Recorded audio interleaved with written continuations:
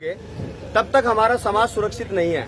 मैं बिल्कुल इस बात का समर्थन करता हूं और मैं आवाम से कहना चाहता हूं, बहुजन समाज से कहना चाहता हूं कि बाबा साहब डॉक्टर भीमराव अंबेडकर के पद चिन्हों पे चलने वाला हमारा भाई चंद्रशेखर रावण जो आज हमारे बीच में है, आज अगर हमारे समाज में, आज हमारे समाज के अंदर अगर एकता या चेतना अगर जागी है तो वो भाई चंद्रशेखर आजाद की वजह से जागी है। और हमें फख्र करना चाहिए कि आप कम से कम इस बात को याद रखो कि बाबा साहब अंबेडकर वो अकेला शेर इस धरती पे जन्मा था जो अकेला ही करोड़ों से उस वक्त भिड़ गया था और इस देश का संविधान बना के चले गए वो।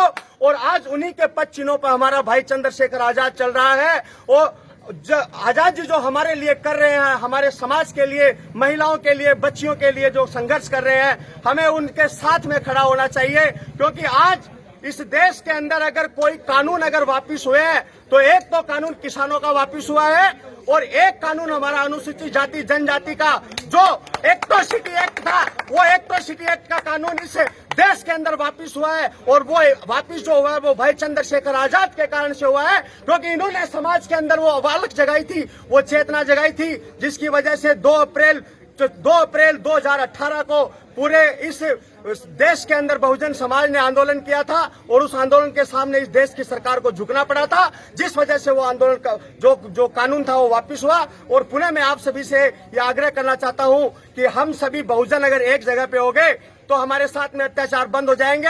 हमारे पे अत्याचार इसलिए हो रहे हैं क्योंकि हमारे समाज का शासन और प्रशासन के अंदर उतना हिस्सा नहीं है जितना हिस्सा हमारा होना चाहिए। और अगर शासन और प्रशासन के अंदर हमारा उतना हिस्सा हो गया तो पॉलिसी मेकिंग करने का काम हमारा समाज करेगा और नीतियां हमारे समाज के अनुरूप बनेगी और इस देश के अंदर एकता, स्वतंत्रता, बंधुत्व की भावना जागृत होगी। इसी शब्दों के साथ मैं मेरी वाणी को विराम देता हूं। जय भीम, जय भारत।